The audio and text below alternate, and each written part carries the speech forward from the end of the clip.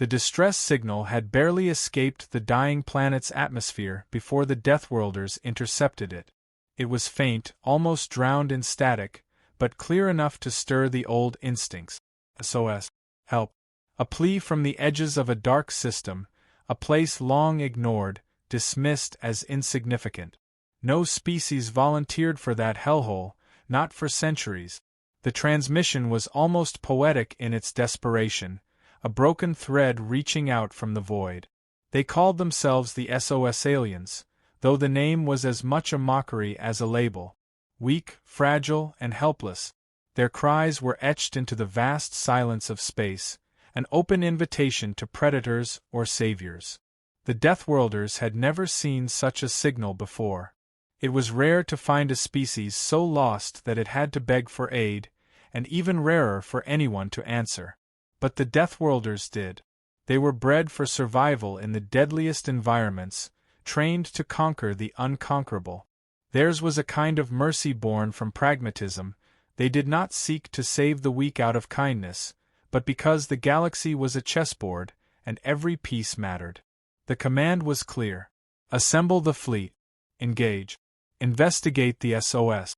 The fleet was ancient, forged in the fires of uncounted battles, a moving fortress of metal and death. Every ship was a monument to ruthless efficiency, armored with the scales of worlds and weapons that whispered of extinction. They moved in calculated silence, cutting through the void like the cold hand of fate. As the Deathworlder ships approached the coordinates, their sensors swept over the planet below.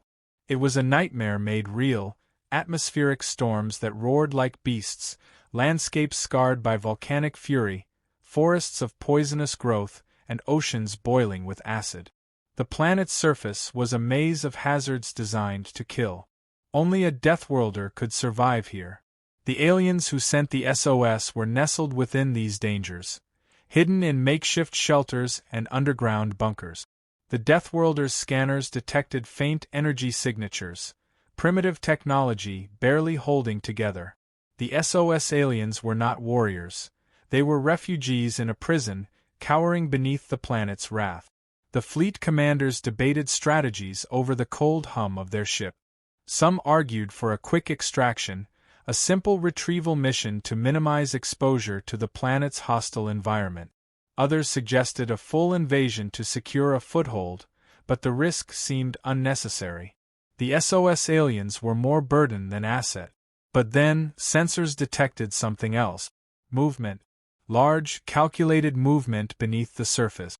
The ground trembled with the passage of enormous creatures, unrecorded by any previous surveys. The Deathworlders' instincts flared, something alive, something dangerous, something that had claimed dominion over the planet's hostile terrain. A scout drone was dispatched. It slipped through the skies, barely avoiding lightning storms and acid rain, to glimpse the reality below. What it transmitted back was chilling. A figure, humanoid but grotesquely massive and armored by nature itself. Muscles rippled beneath hardened skin, scars older than the civilization that sent the SOS. The eyes burned with cold intelligence. This was no mere prey. The fleet commanders gathered around the holoscreen, the image replaying over and over. The silent beast was watching, calculating, waiting. The Deathworlders understood then. This planet was not just a prison for the weak, it was a crucible for something far older, far deadlier. The SOS aliens had made a grave mistake. They had invited the Deathworlders, but there was something even Deathworlders feared.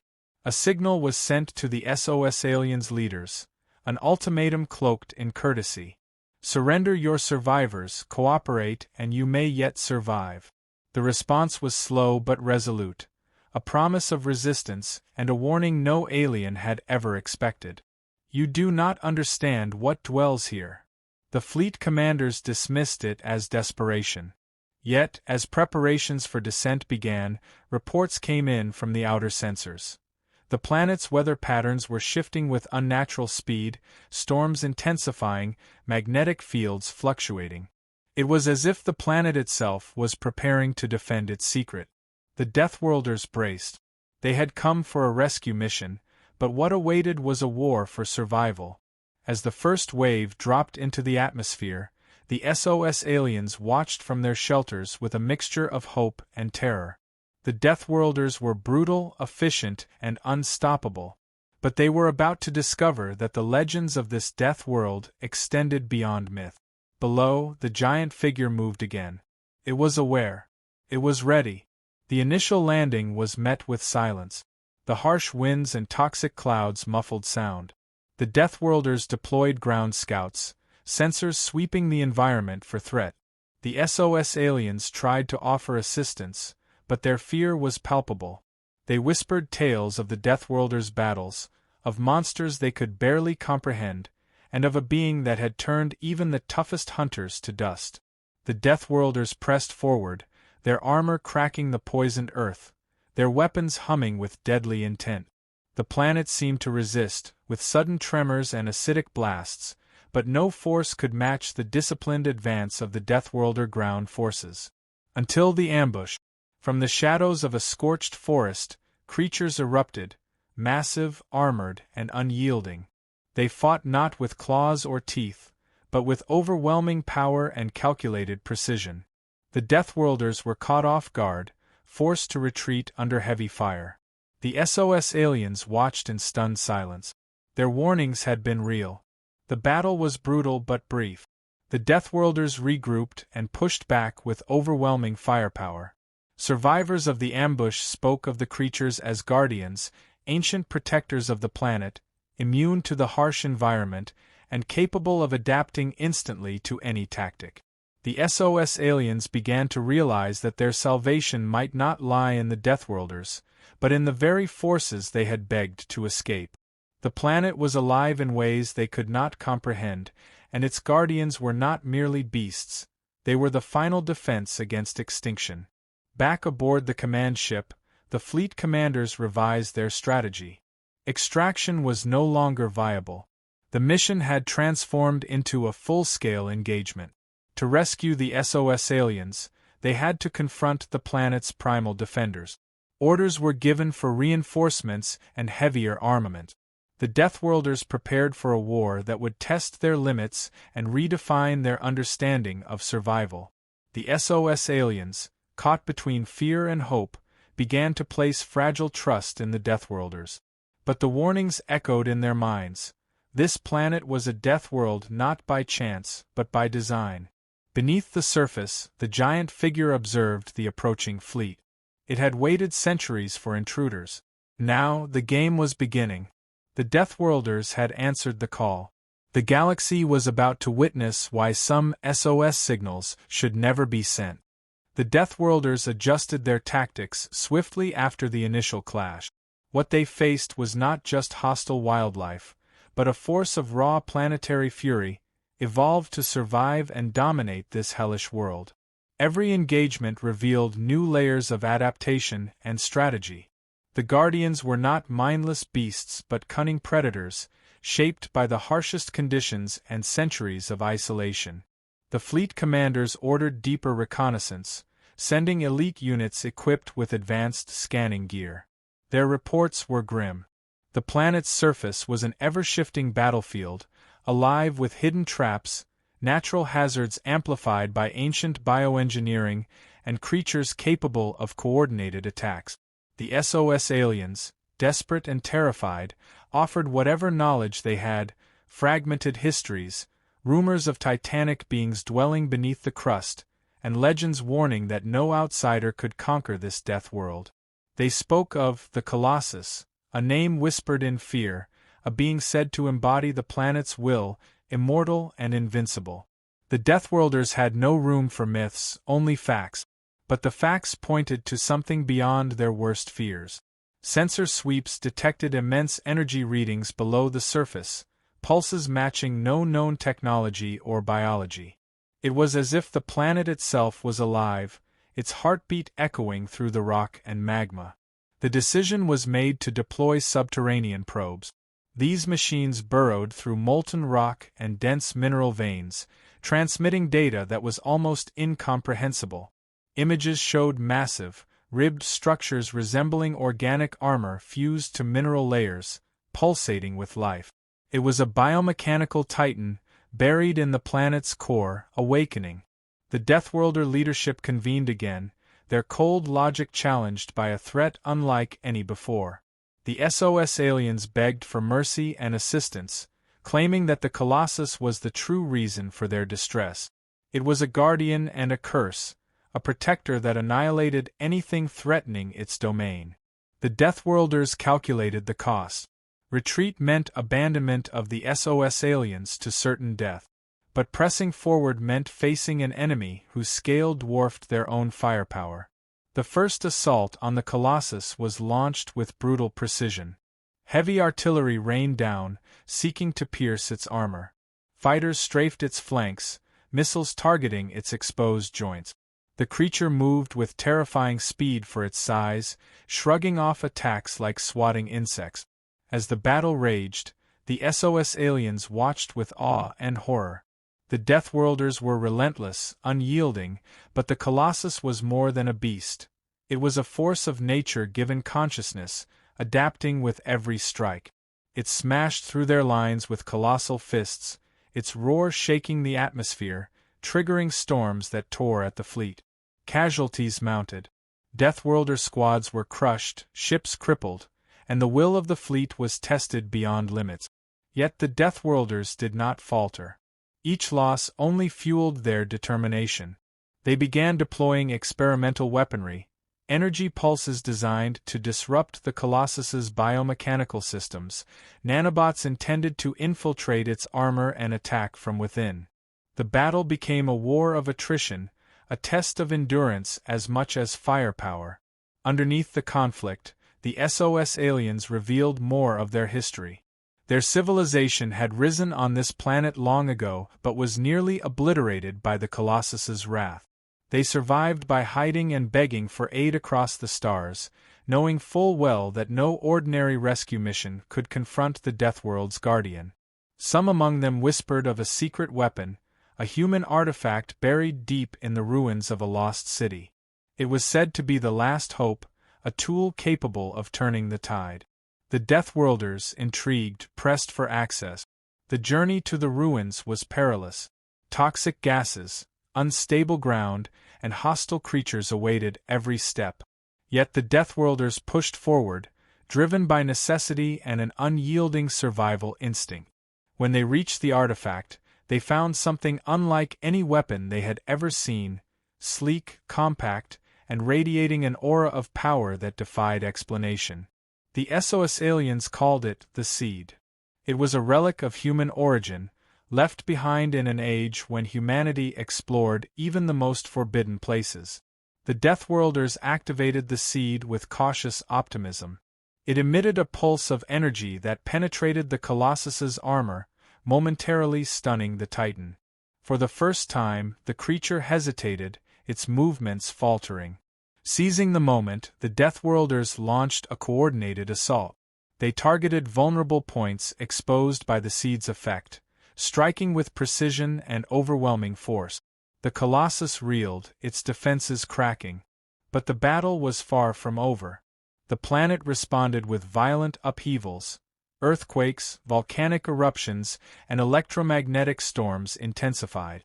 The Deathworlders faced the dual challenge of an enraged guardian and a world intent on destroying them. Amidst the chaos, the SOS aliens showed signs of awakening. Their courage grew, bolstered by the Deathworlders' tenacity and the Seed's power. They joined the fight, using their knowledge of the terrain and guerrilla tactics to harass the Colossus and its minions. The Deathworlders adapted, merging their brutal efficiency with the SOS aliens' cunning. Together, they formed a fragile alliance born of desperation and mutual survival. The turning point came when the Deathworlders breached the Colossus's core.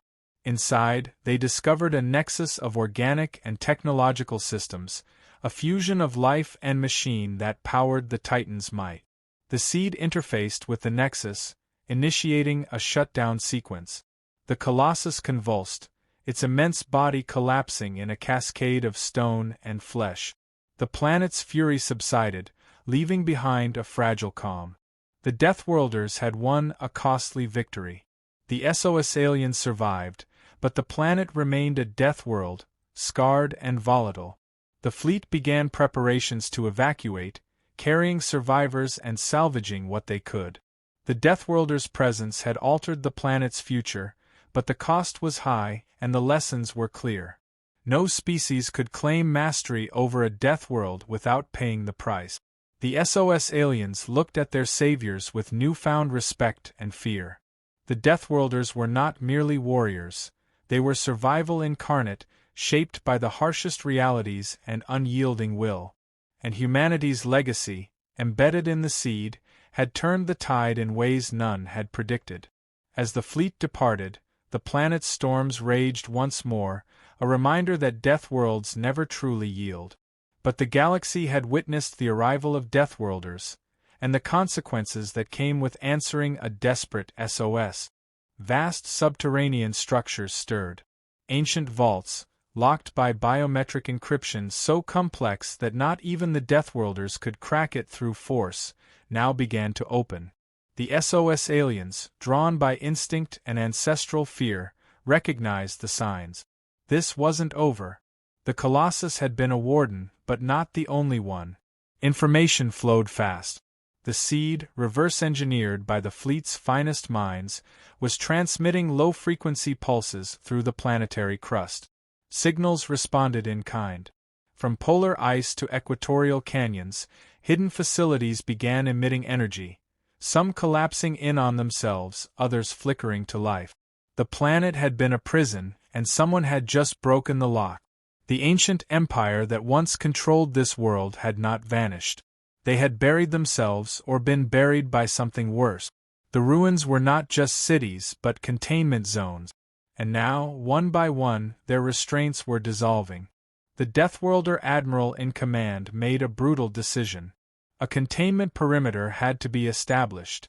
The fleet's dreadnoughts deployed kinetic stabilizers into orbit, forming a temporary barrier to monitor any signals or emergences from the surface. No ships were to land. No transmissions were to be answered. Nothing left the surface without authorization. But down below, something had already left. A signal burst from one of the awakening vaults. It was not a distress beacon.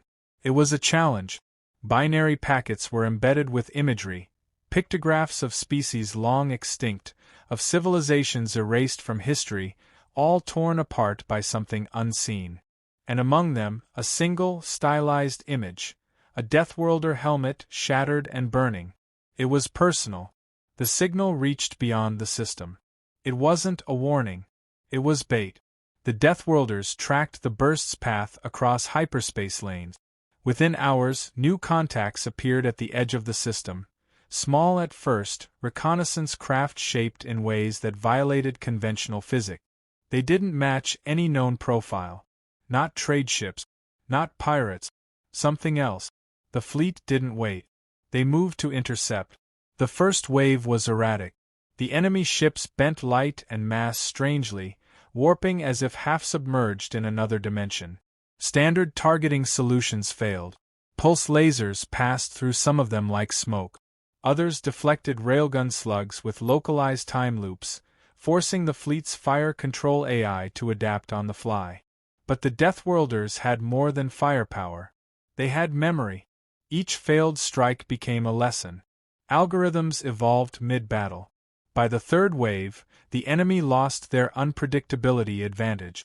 The fourth wave was obliterated before it reached orbital range. Then the real force arrived. A Leviathan emerged from hyperspace, dwarfing even the fleet's capital ship. It didn't transmit identification. It didn't hail or demand surrender. It simply opened, like a wound in space, and released something that did not belong in any rational universe. A construct, part mechanical, part biological, descended toward the planet. It ignored all fire, all gravity. Sensors reported mass fluctuations as it passed. Inside its frame, there were beings. Imprisoned. Screaming. Still alive. The SOS aliens broke into panic again. Some collapsed, unable to process the resurgence of ancient trauma. They had names for this entity, spoken in old dialects and dead tongues. The Harbinger. The Remnant Drinker. the one the Colossus had been built to hold back. The Deathworlders didn't flinch. They launched every prototype, every classified weapon that had no place in any conventional war. Singularity spears, quantum disruption fields, entropic collapse bombs. They would turn the planet into a black glass wasteland before letting this thing leave with even one survivor. But the construct adapted faster than anything they'd faced. It learned. It reshaped its exterior between shots. One moment it was spiked and angular, repelling energy. The next it was a fluid mirror, dispersing matter. Even AI coordination struggled to predict its form. The seed pulsed again, brighter now, louder. The artifact wasn't just a key. It was a beacon, a failsafe, and a weapon. One Deathworlder operative, embedded deep in the ruins with a fragment of the seed, recognized what needed to be done. The fragment wasn't just a remote control. It required a living host, a will strong enough to trigger the final sequence. He didn't hesitate. His mind linked with the seed's core, triggering a cascade that fused his consciousness with the planet's dormant systems. Ancient failsafes woke. He became something else. Not human, not machine, but a localized god of war, bound to a planet that now raged with purpose. The construct responded, altering its descent. It detected the anomaly and recalibrated. But the damage had been done. The operative, now more signal than flesh, synchronized the fleet's targeting arrays with planetary defense systems that hadn't fired in thousands of years. Mountains opened. Craters surged with plasma.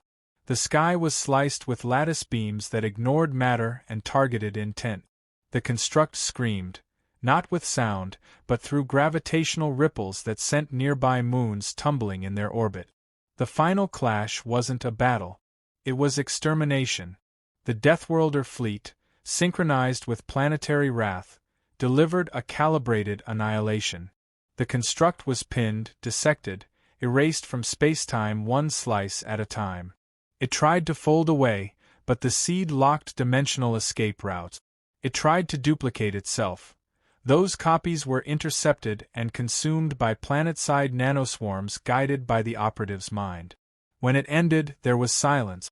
Real silence. No background noise. No radiation.